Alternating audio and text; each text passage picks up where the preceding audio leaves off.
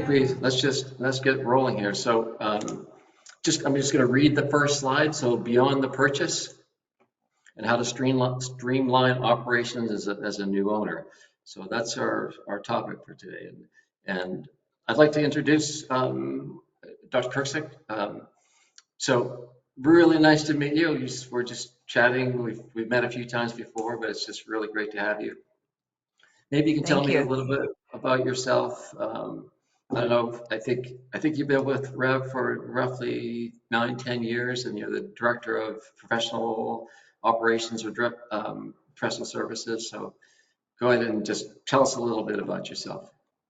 Correct. So I'll give you a quick background. I graduated in '02 from SCO and actually started my practice cold right after I graduated, and was in private practice for until 2017. I sold the practice to my partner. Um, and I did that because I was moving to a different state, and have worked for Revolution since I left practice. So it's going on 10 years. While I was in practice, I used Revolution as well. So I always like to share with our customers that I've been on both sides of the fence. And one of the things that I love doing is working with customers and trying to help them be more efficient and come up with ways that we can just maximize their output so they can hit their top level of success. Yeah, that's great. Yeah, so you did a startup. That's wonderful. It's a tough go the first couple of years typically. So we do startup work with the Williams Group and consulting, and I don't know. Sometimes it takes up to 2 years. Sometimes you can get going positive cash flow within the first year. So yes, but then when you have your startup, yeah, you can pick your location, you can pick your staff, you can, yeah, it's all yours. It's basically you're creating it from ground up. Yeah, so it's quite a big project, that's for sure. So yeah, good for you. So just a little bit about me. I'm fairly familiar with RevolutionEHR because I've been with the Williams Group since 2003. So 23 years. And I remember in 2006 when RevolutionEHR was coming out with their practice management system and EHR, and it was going to be the first web-based practice management system. So everyone was really excited. Everything was moving to the web at that point in time, and so your software, I think it was the very first, more or less, at least one of the majors that were coming out, in a doctor-driven practice management software system.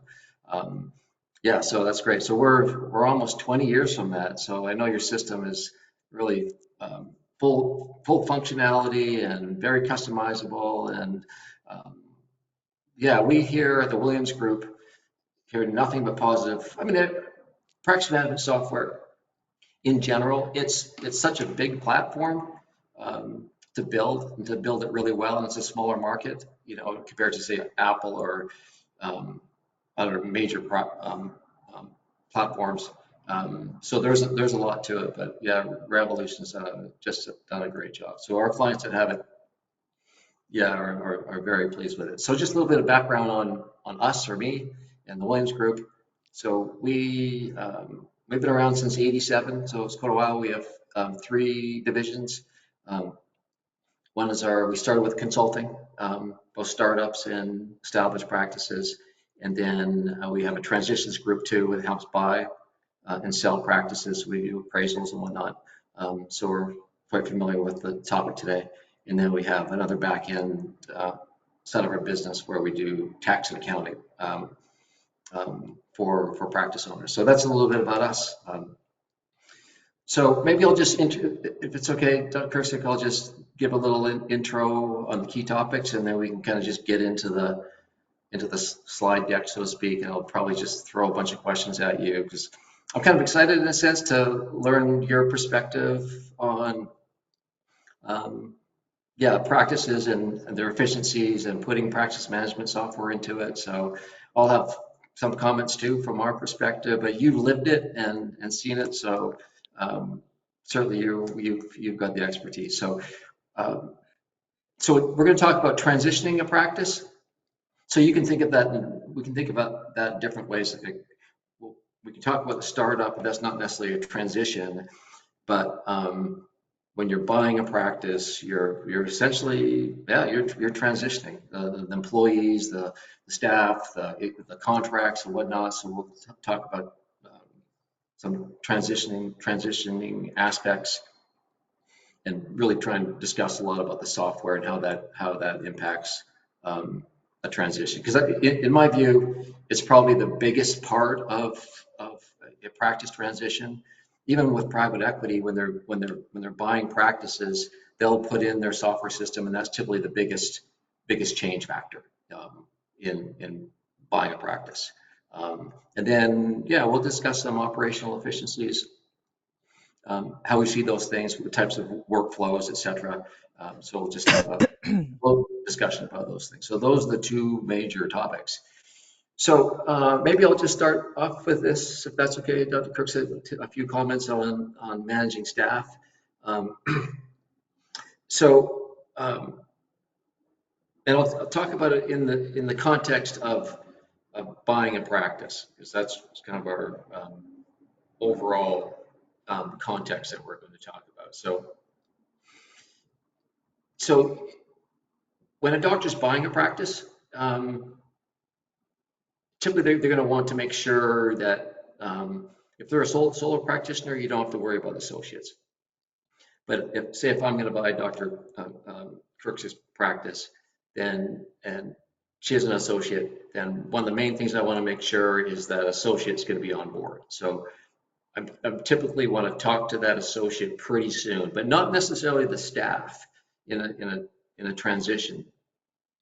Because obviously, if I'm buying Dr. Kirk's practice and she says, well, I don't know if you're really going to go through with this. You got to get the financing, Brad. You've got to make sure the asset purchase agreement's all put together. There's a lot of things that need to happen before you talk to my staff. And so I'm not letting you talk to them until maybe 2 or 3 days, either before the purchase, or sometimes like right after the purchase. So we have the close, and then you have potentially have a meeting a day or two after the close, or basically the first day, and then announce to the staff. And the main thing there, in my view, on the staff is just to give them comfort that their job is not going away. And practically so if you're buying a practice, that's your main job. And same with the seller's job, is to give the staff some comfort that we're going to transition the ownership, but you are safe and solid with this practice. Unless it's not. Sometimes, if there's another role that might go away, then you have that conversation right away. But just giving the staff comfort on what their benefits are going to be, what their life is going to be like after the acquisition. In my view, it's talking about what's in it for the staff, not necessarily what's in it for me, the purchaser. Is letting the staff know that we can't move forward without your buy-in, and then retaining you as an employee. Because typically, if I'm buying a practice, I'm creating my own company, and then putting all the assets of the practice I'm purchasing into the new company.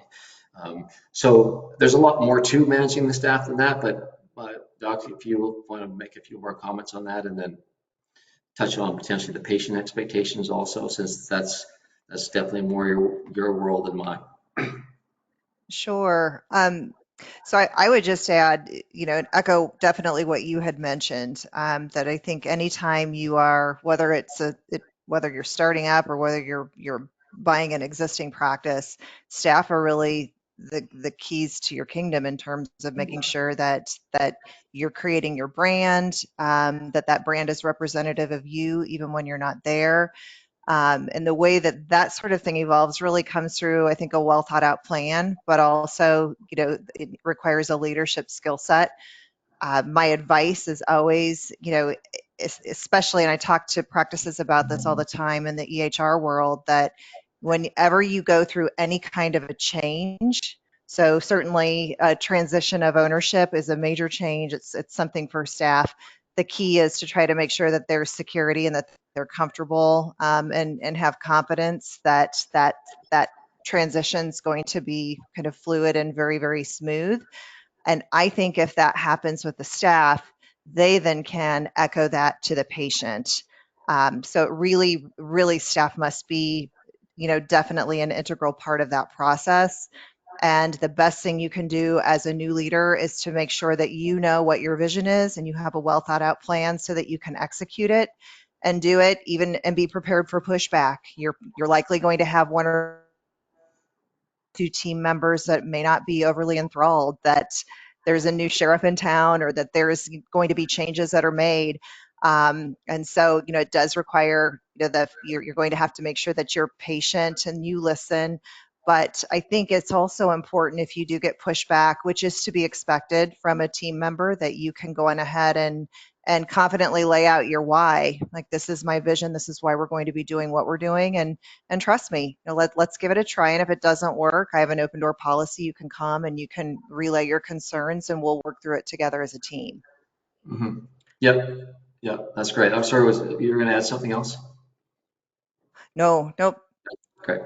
Yeah, and then I guess with the patient communication, I think there's different ways to handle that when you're buying, in terms of the communication.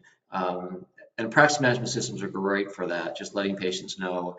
But one of the key things I think is I mean, letters can be sent out, or some sort of communication or text can be sent out that you're going to see a new doctor in the practice, and then so the patients know that when they come in, they're going to see someone else, and then really pumping up, so to speak, the credentials of the new doctor coming in, so that when the patients come in, they go, "Oh, yeah, this is great." And oftentimes, a new buyer, they're excited. They could be younger. I don't know. They might extend the scope of the practice. So there's a lot of exciting things that I think that can be communicated to the patient base to ensure that those patients are coming back in. And it might even be a good reason to bring them back in also because they haven't been in for a while. So if you're the seller, then I'd want to ask. So a lot of doctors that are buying practices, they need the doctor to stick around for a transition period, be it 3 months or 6 months, or sometimes they want to retain the doctor. But that the doctor's communication to the patients, letting them know that a new doctor, it doesn't really matter if they're an owner, they don't really care much about that. But there's a new doctor. They're great when you come and see them. Here's who they are, their credentials and all that. So just letting the patients know that you're going to see a new doc potentially in the exam room. So yeah, so that communication both to the staff and to the patients is important just to navigate through all that. I agree. I Yeah, agree. And I think yeah. there's a number of tools that you can use to tap into that. And I always say anytime you can just create no element of surprise for the patient, it's better.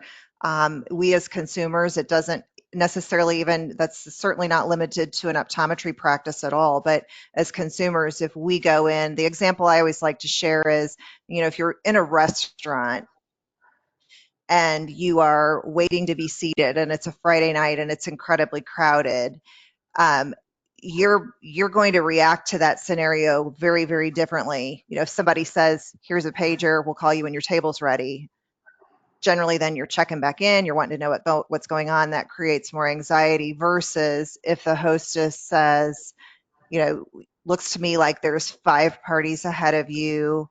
We anticipate your table being ready in the next 15 to 20 minutes. You're welcome to check back in. They've just set the landscape totally different where they've given you some idea of what to expect. So that's also something else to keep in mind, is to look at those touch points in the practice to figure out where is it that staff can help to eliminate that element of surprise so that when the doctor walks in, that patient already feels like they know that new doctor.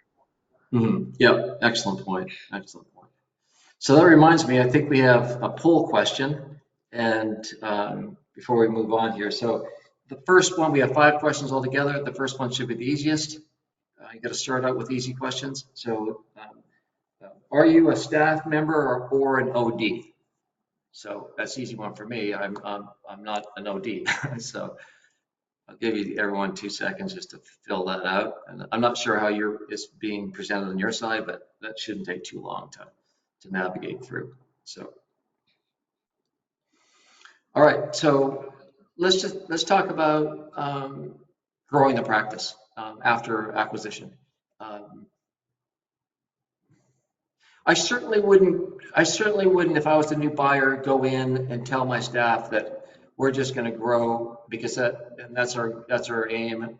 We're going to get after it because you need to get to know the staff initially first, how they're going to react.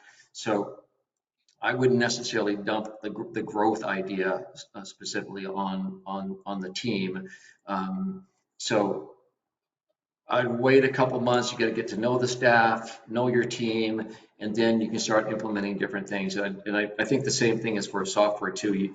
If you're going to swap out, say say a practice got CompuLink or something else, and you're going to put in a Revolution, I wouldn't necessarily let staff know that on day one. I would push that out until you can plan for that. But so I'll just talk about a few things on the growth, and Dr. Kerksick, you could weigh in or tell me, no, no, that's not right, Brad. So a lot of it is on the consulting side is that we do is growth is growth is essentially a function of the schedule in a sense, or for a large part. If you just want to look at the math of it.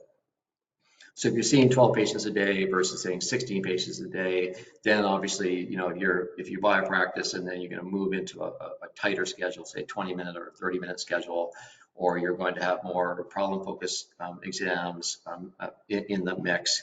So that's just something that you as a new practice owner, you're going to need to assess that over time. Because when you buy a practice, the demographic is going to be, I wouldn't buy a practice until I knew what the demographic was. Like that's something you need to know during the due diligence process. Like what's the average age of the practice? Is it an older demographic? Is it younger?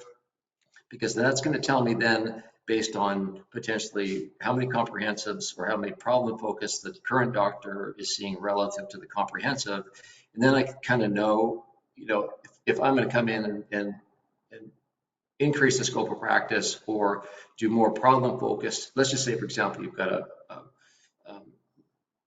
practice where the average age is say 60 or 55, and then the doctor is seeing 10 comprehensive during the day, but then only say 3 problem focused. Then I would say if you've got an average patient demographic of 60, and you're only seeing 3 problem focus, I know that's an opportunity for growth for me, because if I'm a young doc and then I'm going to do glaucoma, or I'm going to do IPLs or whatever, so I can see what the potential growth for that practice is. So then and Revolution is extremely good at this with respect to the scheduler, of designing a schedule that's going to fit the doctor's scope of practice and the volume of patients they want to see. So that's the math part of it. But really, and we'll talk about this a little bit later, it's growing the practice is largely based on the patient's experience also, because you can't have one without the other. If you only see one patient a day, you're not going to grow, and then if the patient's experience is bad, you're not going to grow either. So it's those are the 2 major variables in growing a practice, if that's your goal.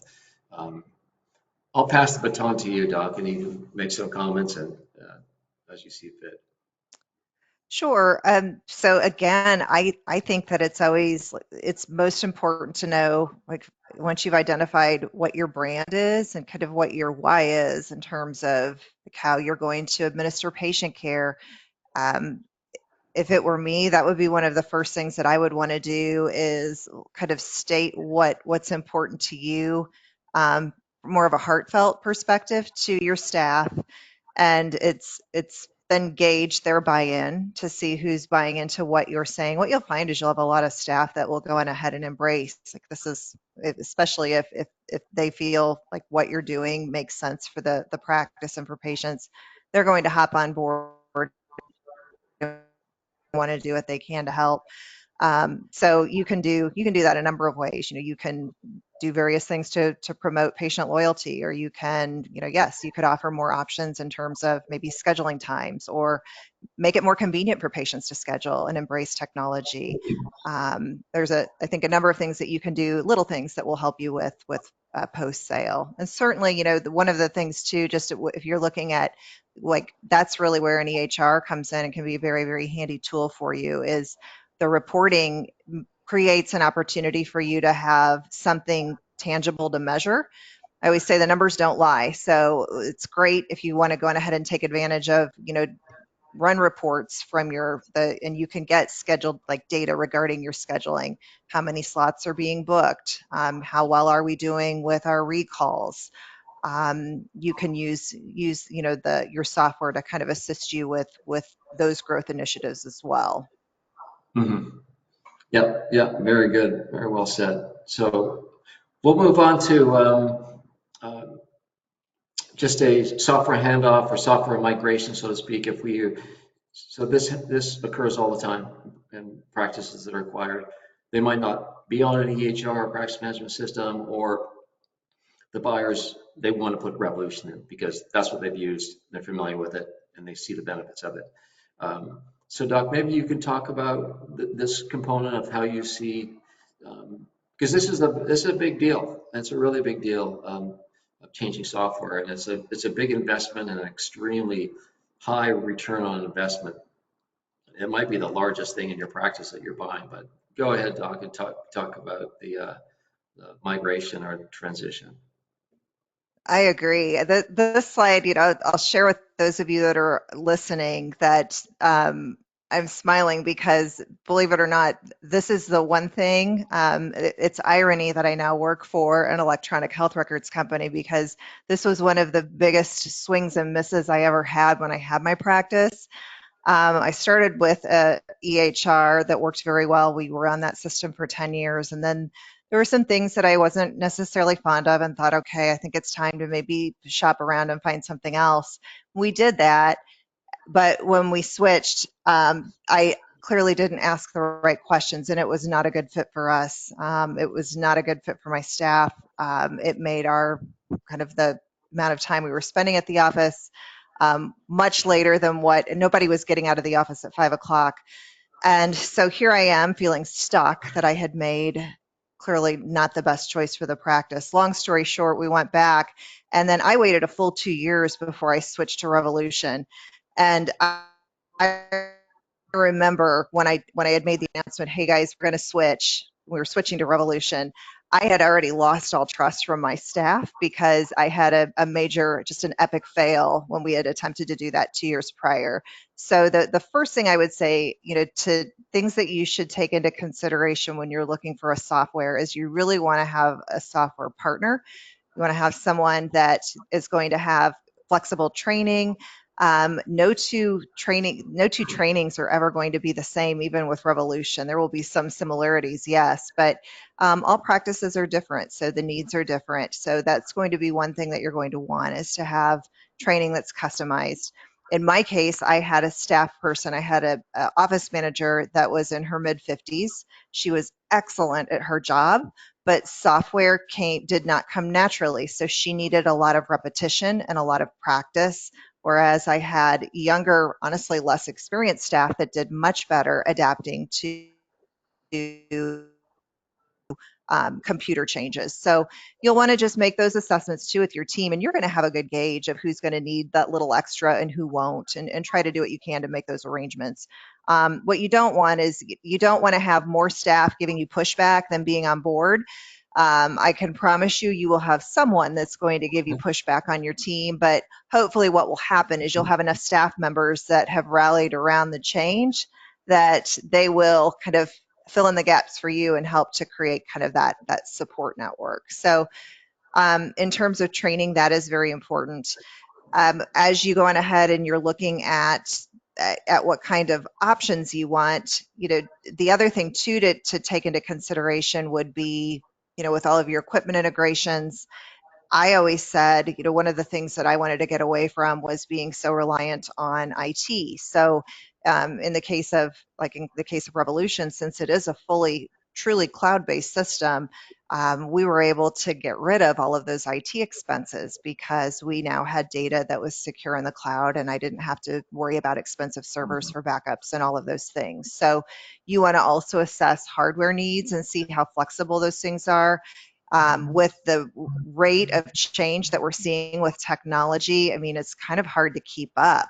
And I don't see that slowing down. So oftentimes you might look at things and assess your needs one way, but truly 5 years from now, it might be something altogether different. So, you want to just, again, try to choose something that's going to grow with you. And then data migration, yes, that's another thing. If you're switching if you bought an existing practice and you're moving things over from a previous system, you're going to want to know what is that going to look like? What kinds of changes will we be needing to make to our workflow? How can we do that so that it doesn't stress out the staff or make us run behind where patients notice? And all of those things, a good EHR partner should be able to help you with those things, where they can go and sit down and show you, this is what you can expect. This is what it's going to look like when your data is migrated into the new system. So those, I would say, are probably the most important questions to ask. Yeah, that's great. Yeah, because change management, or when you're doing some software and that overlays the entire practice, yeah, planning it out is really important, I think, and getting the staff's buy-in, because you could there's many ways to get to Rome, but here's one in terms of a software migration to say Brad, you could have a meeting with your staff initially, because I don't know if I don't know necessarily if I was a dog practice owner if I would have them involved necessarily in the decision of which one I'm choosing. I probably wouldn't, but you could do that. You could have some presentations or I'd whatnot, but lean that's towards no on that.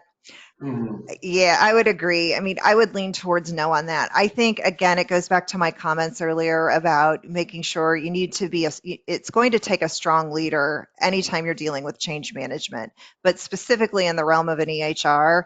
I think it would be wise. You could certainly ask your staff to say what features are most important to you, mhm, and then you could take that agree. and use that as you do your own research to decide on a system. But I will tell you, the practices that I work with that are the most successful have a very, very good leader steering the ship, letting the staff know this is the direction we're going and this is why. When staff are the ones that are running things, you usually wind up with a scenario where there's just too many cooks in the kitchen. Mhm. So that would be my advice. Good. Yeah, well, we're on the same page there, and um, what you can do as a say the practice owner, or if you're going to delegate it to a practice administrator on the deployment, is you can map out all the things that are necessary to get it done. Okay, so if they're on paper, okay, what are we going to do? Um, we're going to scan the records in, or we're going to input the data, we're going to put the fee schedules in, we're going to put the lens options in. Here's all the things that we need to get done. So we're going to communicate that to the staff.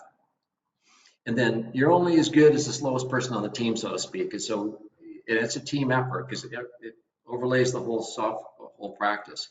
So getting buy-in in terms of the schedule, when things are going to get done, when we're going to go live, and potentially are we going to shut down for a half a day, or are we going to train, or are we going to see fewer patients initially until we get up to speed. But just getting the buy-in from the staff on this is how we're going to do it. So I agree, not necessarily on what we're going to the system, but basically getting the plan in place, and then okay, it's a go.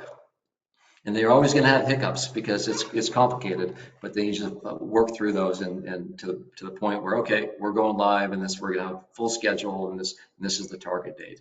So in my view, that's really important to get done. Otherwise, it can drag. Because I've seen situations where practice owners have bought the software and then just never really got it deployed for various reasons. But that's part of just getting the migration to happen, or the system changeover. So yeah, and having a great support back end with Revolution is super important also. So yeah, maybe we should go to another question. poll question. So where are you at in your ownership journey? So you might be buying, there might, I don't know if it's a multiple choice, but we'll just leave that with you. So you could be thinking about it, in the process of it, post, but there's various stages of that. So, all right, how are we doing for time here? I think we're on, yeah, we're gonna have to get moving a little bit. So, and we might just kind of rush through the rest so we can have at least 5 minutes. So we want to finish by the top of the hour, ideally.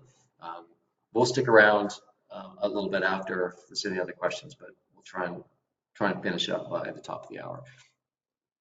So with workflow, Doc, this is sort of our experience or on workflow. I would look at the workflow based on your patient demographic again. And because you've got 4 or 5 different pieces of it too, in a sense. You've got intake, you've got pre-test, you've got these the exam rooms, and you got optical, and you got the checkout, and then you've got the back office stuff that happens after the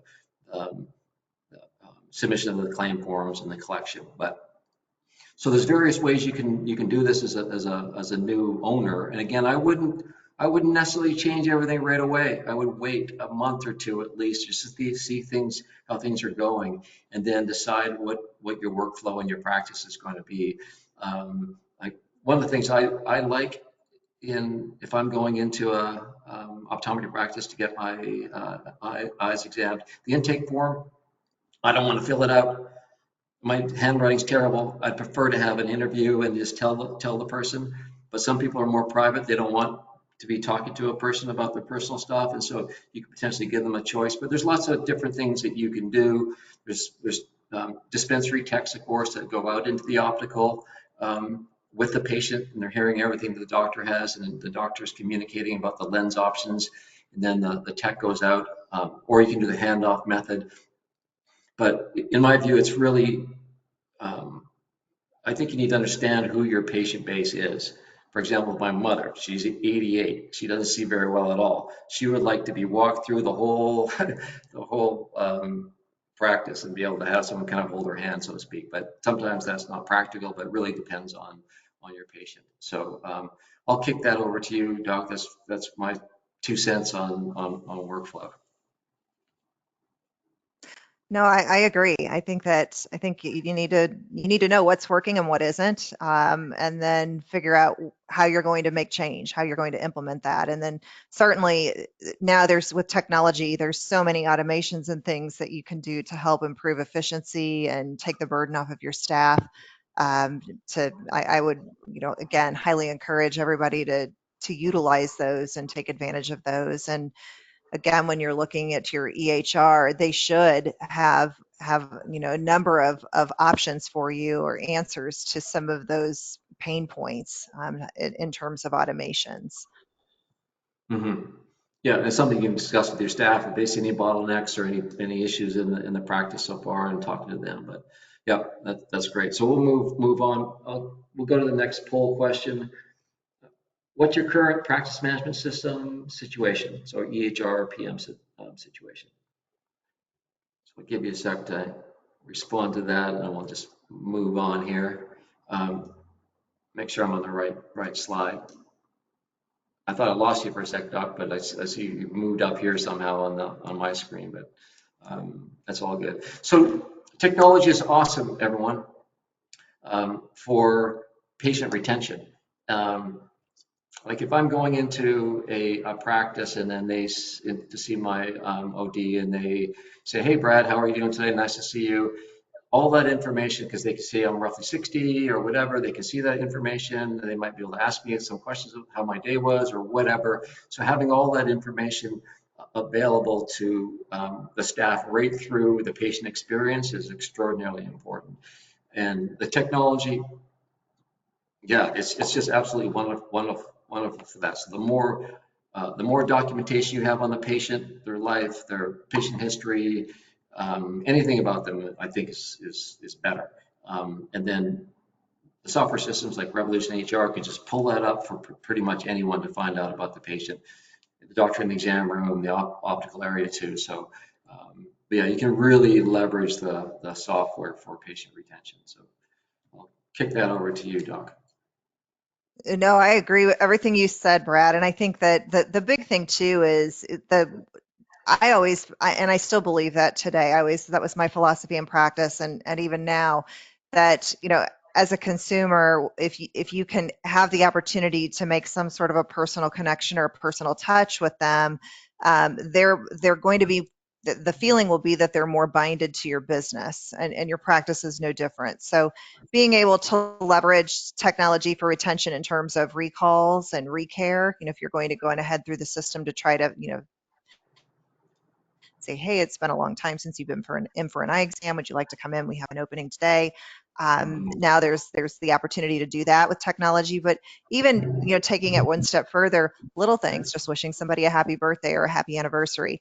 You could even run reports too if there's specific milestones that you like to keep up with, and those get documented in the software. You can run reports on that. To maybe you're going to go on ahead and send them, there was something very monumental. Maybe they got engaged or had a baby, and you want to just send them a congratulatory note. So definitely, I think all of those things really, really do matter to people, and it ultimately will kind of help to solidify their commitment to your business. Hmm. Yeah, the software is extremely important for that. So some doctors will have a little huddle in the morning, and then maybe for the first 4 hours, and then just before lunch or whatever, just who's on the schedule, who's coming in, what are their issues, that type of thing. So it's really valuable. 30 years ago, you just couldn't do that because you didn't have like systems like Rev that can just really pull up that data quickly. So uh, next poll question: what is your biggest operational challenge right now? What is your biggest operational challenge right now in your practice? That's a great question.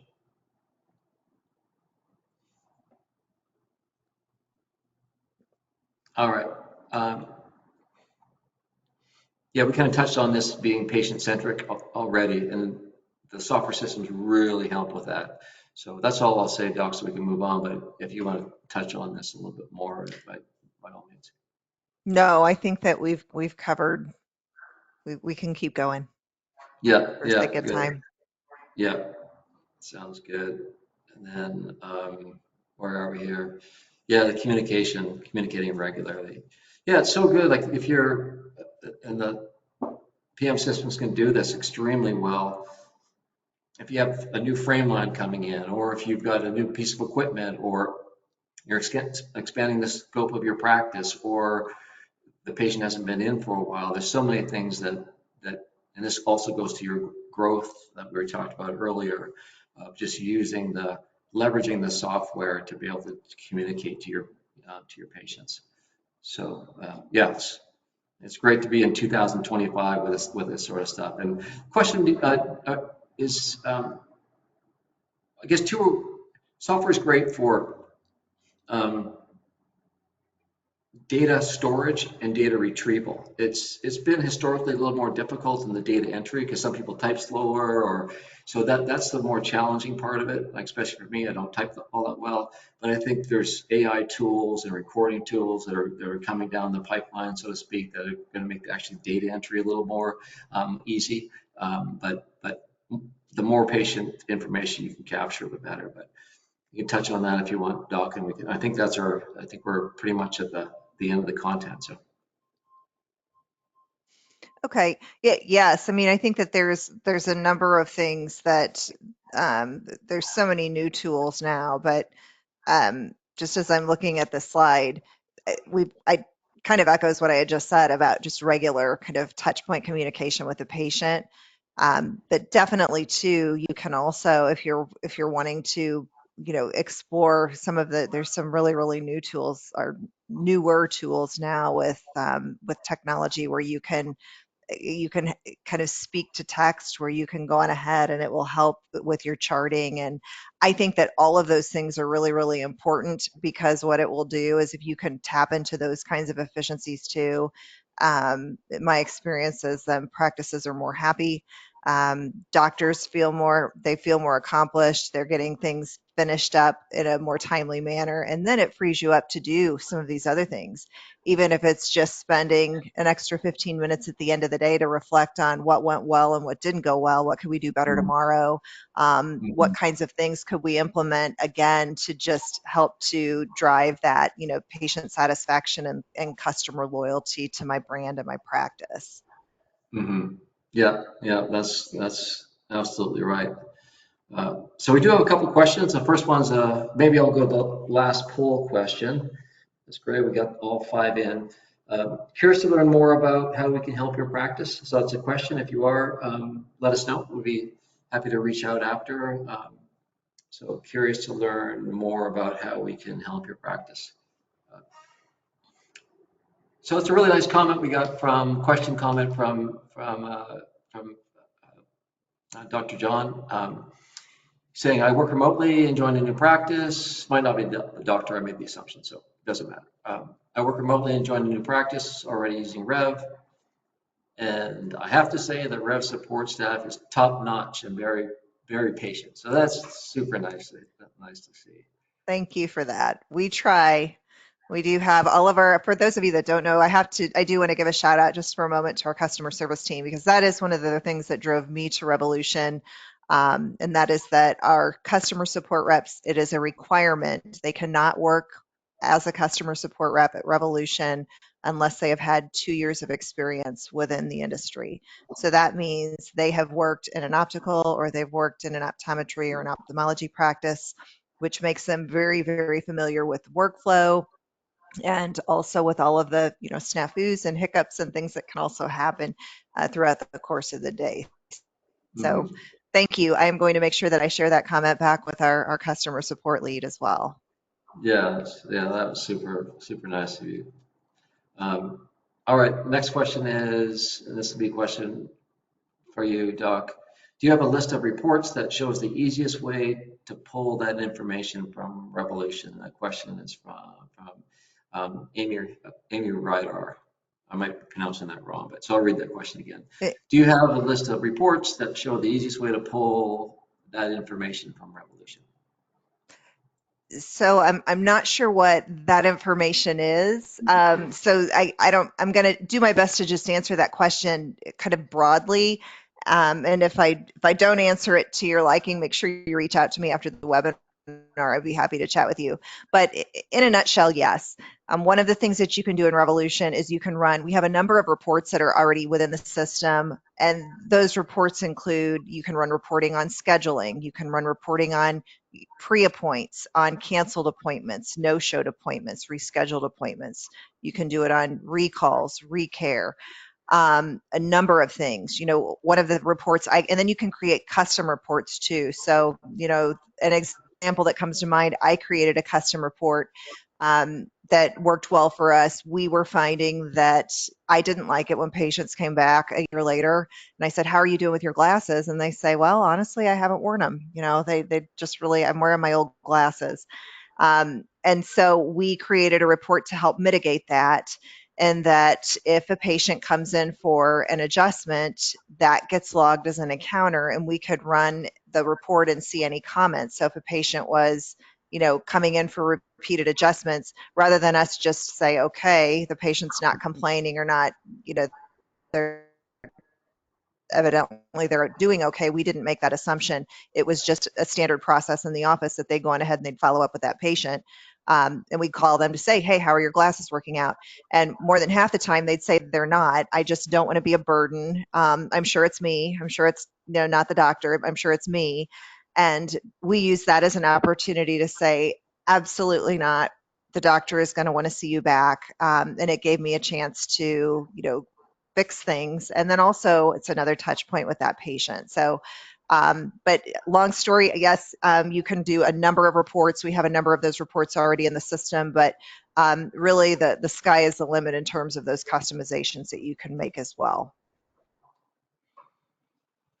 Thank you, Dr. Kerksick. Appreciate that. Yeah, so it's been a delight talking to you today. And that was the last, we had 2 questions there, and we're basically right at the top of the hour. So I think we'll just let you all go, so to speak. So Doc, so we have your email up here, so anyone can get a hold of you Yes, with email, so that's great.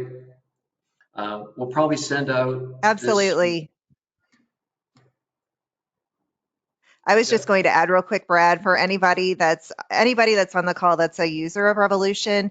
One of the things that I do that's just a part of my day to day is, and I love doing that. That's honestly my favorite thing, is to work with customers and come up with ways that we can make them better.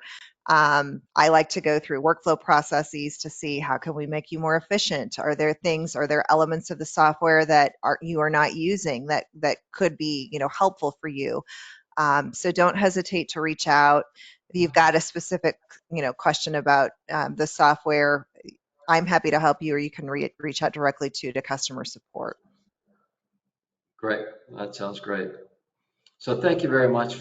Like I said, it's been delightful just learning a little bit about you and and Rev. And like I said, I've known it for a long time, and our consulting team and myself personally, I don't think quite frankly, I've ever heard a negative comment. I'm honest as can be, a negative thing about Rev. So that's great. So everyone's happy that you all decided to start the first web-based practice management system in 2008. So we're all kind of grateful that you all started to do that. So thank you very much again, and appreciate everyone that's been on the webinar. So we will shoot this out also for anyone that wasn't able to attend live. We'll send it out, the recording, and yeah, if you have any questions, our emails are here. So thank you very much again. Thank you. Have a nice day, everybody. Yeah, have a great day, everyone.